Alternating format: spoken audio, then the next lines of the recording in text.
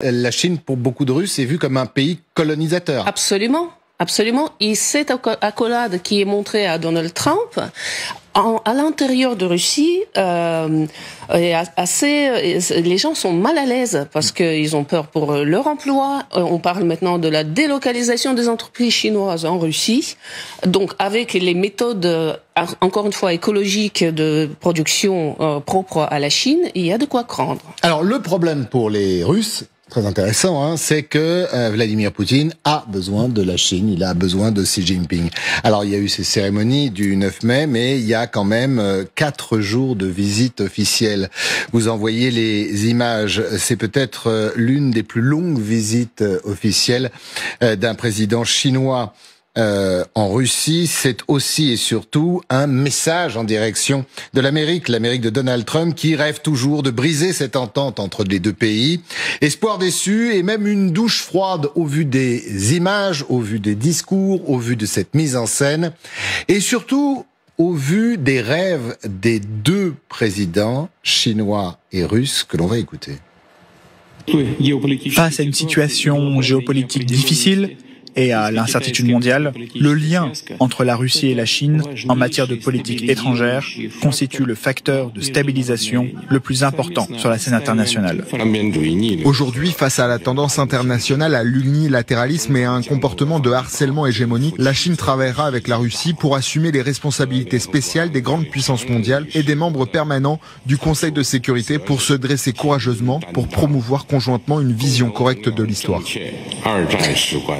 Alors bien évidemment, vous vous en doutez que ces images, que ces discours ont passablement énervé du côté de la Maison-Blanche. On en parlera dans quelques instants, mais revenons sur cette entente cordiale et surtout sur cette façon de créer un nouveau monde et surtout de se le partager.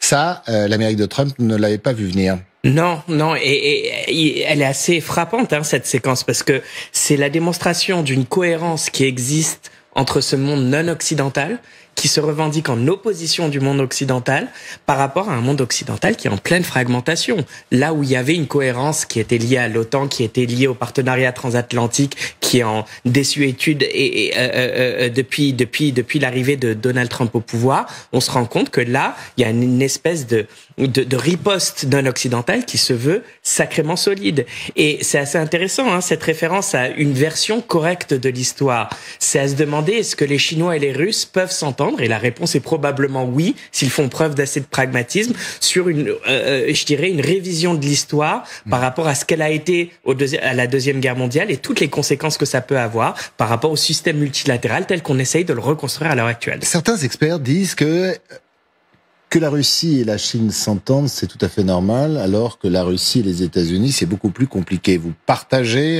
cela et ce qu'ils ont besoin des uns et des autres pour continuer à vivre, continuer à s'étendre?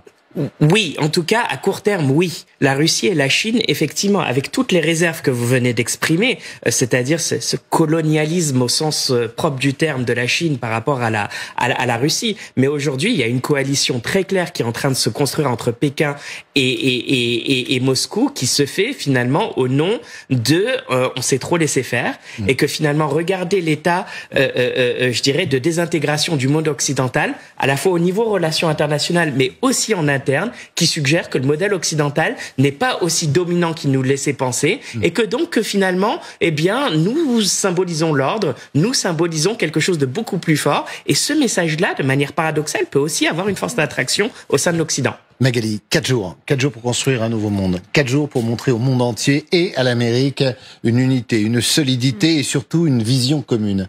C'est vrai qu'on aimerait savoir ce que Trump, en voyant ces images, peut se dire, parce que c'est vraiment tout le pari inverse qu'il a fait en tendant la main depuis qu'il est arrivé à la Maison-Blanche à Vladimir Poutine pour essayer de lui promettre une reprise des relations diplomatiques, une reprise des accords commerciaux, des échanges, le retour sur la scène internationale occidentale.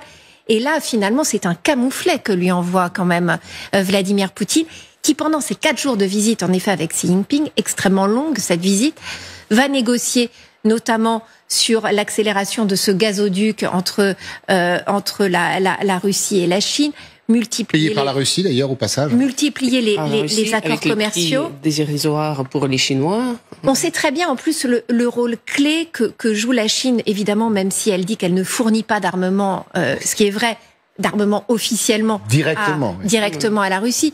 Mais tous ces drones qui sont envoyés, tous ces matériels qui passent pour du matériel double usage, civil et militaire, ce qui permet à la Chine de maintenir une espèce d'ambiguïté. Non, nous ne fournissons pas d'armes.